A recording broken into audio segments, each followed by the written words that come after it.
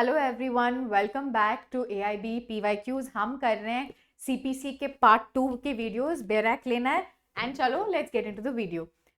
First question है आपका, again term based question है। ये कह रहे हम ऐसे व्यक्ति को क्या बोलते हैं, विच अमंग दीज टर्म्स जो ड्यूरिंग लिटिगेशन जब तक लिटिगेशन हो रहा है, लिटिगेशन में जो मैनेज करते हैं प्रॉपर्टी को, उनको हम बोलते हैं रिसीवर। Option D. देखिए ये गेस करना मुश्किल होगा, ये कोर्ट रिसीवर बोलते हैं। और ये कोर्ट रिसीवर क्या करते हैं, जो भी लिटिगेशन होता है ना प्रॉपर्टी का, लिटिगेशन जब तक चल रहा है ड्यूरिंग द लिटिगेशन, वो हैं जो मैनेज करते हैं प्रॉपर्टी को। ठीक है, ऐसे बहुत सारे और टर्म्स के मैंने मीनिंग्स बताए हैं पार्ट 1 वीडियो में, जाके वो भी देखना है। ठीक है, चलिए सेकंड क्वेश्चन है, ये पूछ रहे हैं सेक्शन 10 कहाँ अप्लाई नहीं होता है। सेक्शन 10 CPC किसके बारे में डील करती है, ये बोलता है stay of suit. Stay of suit मतलब अगर आपके पास ऑलरेडी फर्स्ट सूट है जो पेंडिंग है इन इंडिया, कोई भी कोर्ट में, कॉम्पिटेंट कोर्ट में फर्स्ट केस आपका पेंडिंग है, तो उसी इशू पे, यहाँ पे बात हो रही है इशू, सेम इशू पे अगर आप दूसरा केस फिर से फाइल कर रहे हो, एक पेंडिंग है, इंडिया में पेंडिंग है, कॉम्पिटेंट कोर्ट में है, और सेम इशू पे अगर आप सेकेंड टाइम फिर केस करोगे, ये सेकेंड केस को हम क्या करेंगे, स्टे कर देंगे। अंडर विच सेक्शन, सेक्शन 10 के अंडर ये हो जाएगा स्टे। तो यहाँ पे ये जो कोर्ट होती है ना, फर्स्ट कोर्ट जहाँ पे फर्स्ट केस है, ये नहीं होना चाहिए फॉरेन कोर्ट। अगर वो फॉरेन कोर्ट में फर्स्ट केस पेंडिंग है तो सेक्शन 10 नहीं अप्लाई होता है। सेक्शन 10 अप्लाई होने के लिए इंपॉर्टेंट है कि वो हो इंडियन कोर्ट। फर्स्ट केस को कहाँ पेंडिंग होना है, इंडियन कोर्ट में, और फॉरेन कोर्ट में नहीं होना चाहिए। फॉरेन कोर्ट में है तो स्टे ऑफ सूट नहीं होगा। चलो नेक्स्ट डिस्कस करते हैं इशू 3। ये कह रहे हैं कि अगर मल्टीपल इश्यूज हैं, होते हैं, अब जैसे मान लीजिए सूट है, सूट में मल्टीपल इश्यूज हैं 1 2 3 4 5, अगर ये सब इश्यूज डिस्कस करने से पहले ऐसा एक इम्पॉर्टेंट इशू है, मान लीजिए इशू 3 एक ऐसा इम्पॉर्टेंट इशू है, इसी के वजह से हम बाकी एविडेंस को एडमिट कर पाएंगे, एडमिशन ऑफ डॉक्यूमेंट्स भी उसी पे होगा, क्या क्या फर्दर इश्यूज 6 7 ये इश्यूज बनेंगे कि नहीं, ये सब अगर डिपेंड करता है इशू नंबर 3 पे, तो ऐसे इशू को हम उठाते हैं इन सब से और इसको पहले डिसाइड कर लेते हैं कोर्ट में। और ऐसे जो पहले डिसाइड हो जाते हैं इश्यूज, इसको हम क्या टर्म देते हैं, इनको बोलते हैं प्रिलिमिनरी इश्यूज। यही हो गया आपका क्वेश्चन, यही पूछ रहे हैं कि ऐसा जो इशू को हम पहले डिसाइड कर लेते हैं, क्योंकि इस इशू पे बहुत चीज़ें डिफर हो जाएंगी। ये डॉक्यूमेंट्स लेना है नहीं लेना है, बाकी इश्यूज पे डिस्कशन होनी चाहिए कि नहीं, ये सब जिस इशू पे डिपेंड होता है उसको हम बोलते हैं प्रिलिमिनरी इश्यूज। और आपका आंसर हो गया ऑप्शन बी। देखिए AIB एग्जाम में बहुत सारे सिंपल क्वेश्चंस भी आते हैं जो आप बेरैक से कर सकते हो। मैंने स्पेसिफिकली ऐसे PYQs निकाले हैं जो कॉन्सेप्चुअल है, जो उस दिन पहली बार अगर आप सुनते हो या एग्जाम में पढ़ोगे तो एकदम से जो आपको थोड़ा मुश्किल लगेगा, मैंने ऐसे वाले उठाए।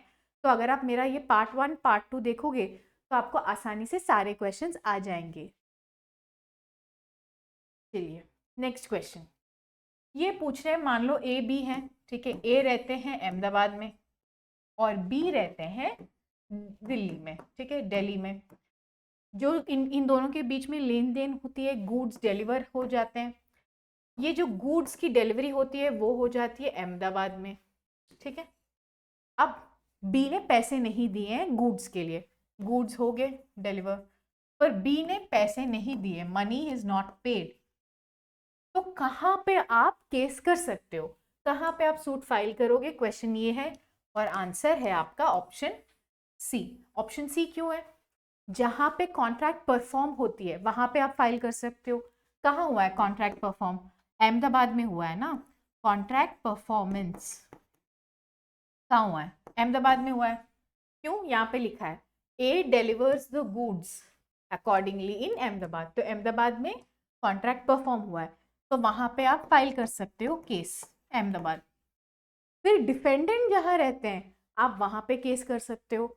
डिफेंडेंट हो गए बी, और बी लिव करते हैं कहाँ, बी रिसाइड्स इन दिल्ली, तो इसलिए डिफेंडेंट का प्लेस ऑफ रेसिडेंस उस पर भी आप फाइल कर सकते हो। तो यहाँ पे आंसर इसलिए हो गया अहमदाबाद या दिल्ली, कहीं पे भी आप केस कर सकते हो। चलिए, ये थोड़ा सा ट्रिकी क्वेश्चन है, आई थिंक 2 या 3 साल पहले एआईबी में आया है, बट अगर आप एक बार मेरा ट्रिक ये देख के ट्रिक समझ लेंगे ना तो इतना मुश्किल नहीं है।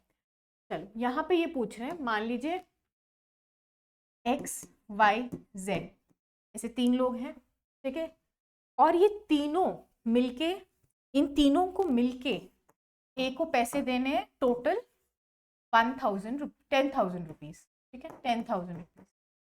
फिर दूसरा केस चलता है, इन अनदर केस ए को पैसे देने होते हैं ₹10,000, पर ये जो ए को पैसे देने हैं वो सिर्फ वाई को देना है, सबको मिलके नहीं, सिर्फ वाई को देना है। तो क्या हम इन चीजों, इन दोनों को आप क्रॉस डिग्रीज बोल सकते हैं क्या?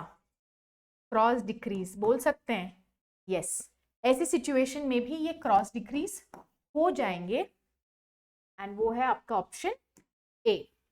देखिए, इसमें मैं ट्रिक बताती हूँ, ये कॉन्सेप्ट अगर आपको नहीं भी आता है कोई बात नहीं, एग्जाम में आप क्या करोगे, ये देखो, ऑप्शंस में से आपको पिक करना है ना, ऑप्शंस तो यहाँ है, बैरक में जाओ, ऑर्डर 21 खोलो, रूल 18 खोलो, ऑर्डर 22 खोलो, रूल 18 खोलो, और उसमें से देखना कि ये इलस्ट्रेशन कहाँ है। जैसे ये वाला अगर आप खोलोगे, अभी मेरे साथ खोलो, तो ये वाला जो खोलोगे ऑर्डर 21 रूल 18, इसी का इलस्ट्रेशन होता है ना, इलस्ट्रेशन में आपको एग्जैक्ट यही मिलेगा, एग्जैक्ट यही एग्जाम्पल है, ठीक है। तो इसलिए कॉन्सेप्ट अगर एआईबी एग्जाम के लिए नहीं भी आता हो तो बैरक में ये देखना ऑप्शंस, और वहां से इलस्ट्रेशंस देखो, और फिर वहां से ये केस स्टडी सिंपल हो जाएगा। ओके, चलो नेक्स्ट क्वेश्चन है। देखो, ये भी मुश्किल लगेगा, ऐसा क्वेश्चंस लगेंगे मुश्किल क्योंकि बड़ा है, ओ माय गॉड बहुत है, नहीं, बट सिंपल है, सब कुछ बैरक से हो जाएगा, ठीक है, इसलिए मैं ये दिखा रही हूँ आपको। हाँ, तो ये कह रहे हैं, मान लीजिए ए बी सी 3 लोग हैं, है ना, ये 3 लोग बिलोंग करते हैं एक ही फैमिली को, Hindu joint family, HUF, undivided family जो भी बोलते हैं, इसको HUF बोलते हैं लीगल टर्म में, हिंदू जॉइंट फैमिली दिया है, ठीक है। यहाँ पे लिख लेते हैं नीटली, ABC है, सब बिलोंग करते हैं एक ही हिंदू अनडिवाइडेड फैमिली में, और इन पे समन सर्व होती है, पर समन सर्व होती है सिर्फ सी को, ठीक है, सिर्फ सी को समन्स आते हैं, पर जब कोर्ट पे बुलावा आता है, court hearing date, court date पे कोई नहीं जाता, ना ये जाता है, ना बी या ना सी, नोबडी टर्न्स अप, तो इसलिए केस हो जाता है एक्स पार्टे। अब ये पूछ रहे हैं कि ये एक्स पार्टे सिर्फ ए एंड बी का होता है, सिर्फ सी का होता है, या ABC सबके अगेंस्ट ये एक्स पार्टी गलत है। आपका आंसर है ऑप्शन सी, ये सबके अगेंस्ट गलत है। क्यों? सिंपल कॉन्सेप्ट है, आपको समझना है, जब भी सर्विस होता है, सर्विस कंप्लीट होनी चाहिए। यहाँ पे सिर्फ एक ही पर्सन पे समन सर्व हुए थे, ए एंड बी जो इंडिविजुअल्स हैं, दीज आर सेपरेट इंडिविजुअल्स, ये ए एंड बी पे सर्विस कंप्लीट ही नहीं हुई थी। जब सर्विस कंप्लीट ही नहीं हुई है तो आप एक्स पार्टे कैसे जा सकते हैं? तब एक्स पार्टे नहीं हो सकता, नहीं जा सकते आप, पर आप चले गए यहाँ पे और एक्स पार्टी डिक्री आ गया है, तो इसलिए एक्स पार्टे डिक्री गलत है, नॉट जस्ट अगेंस्ट ए और बी और सी, बट अगेंस्ट एवरीबडी, क्योंकि सर्विस खत्म होने से पहले, कंप्लीट होने से पहले आप सीधा चले गए एक्स पार्टे प्रोसीडिंग्स पे। ओके, ये कॉन्सेप्चुअल थोड़ा हो गया है, बट डरना नहीं है, थोड़ा सा लॉजिक लगाओ, हो जाएगा, ठीक है। चलिए, अब थोड़ा इजी क्वेश्चंस कर लेते हैं, वो लास्ट 2-3 थोड़ा ज़्यादा हो गया। चलो, ये पूछ रहे हैं प्लीडिंग होता क्या है। आपको याद करना है, not just for AIB but for practice, practice में भी ये बहुत इंपॉर्टेंट है।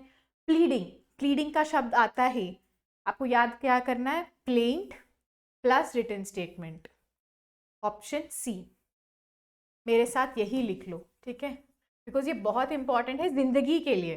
प्लीडिंग मीन्स इसमें आता है आपका प्लेंट एंड रिटन स्टेटमेंट, दोनों ही प्लीडिंग्स होते हैं। ओके ओके, नेक्स्ट ये पूछ रहे हैं लीगल रिप्रेजेंटेटिव पढ़ते हैं ना, जब कोई मर जाता है तो कहते हैं केस में कौन आ जाता है, जो इंसान मर गया उनका नाम हटा के आप लीगल रिप्रेजेंटेटिव्स के नाम लगा दोगे इन द पार्टीज लिस्ट। तो ये इनमें से लीगल रिप्रेजेंटेटिव कौन नहीं है, क्रेडिटर नहीं होता है, ठीक है, creditor is not a legal representative. यहाँ पे एक इंपॉर्टेंट वर्ड है इंटरमेडलर, काफ़ी लोगों को ये पहली बार शायद सुन रहे हो, पता नहीं इंटरमेडलर क्या होता है मैम।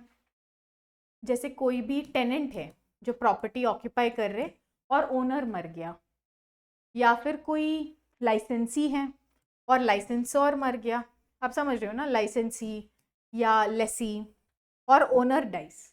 तो जो ओनर जब मर जाता है तो जो भी immediate occupation of the property होते हैं, जैसे टेनेंट, लाइसेंसी, लेसी, उस टाइम पे वही तो होते हैं वो प्रॉपर्टी में।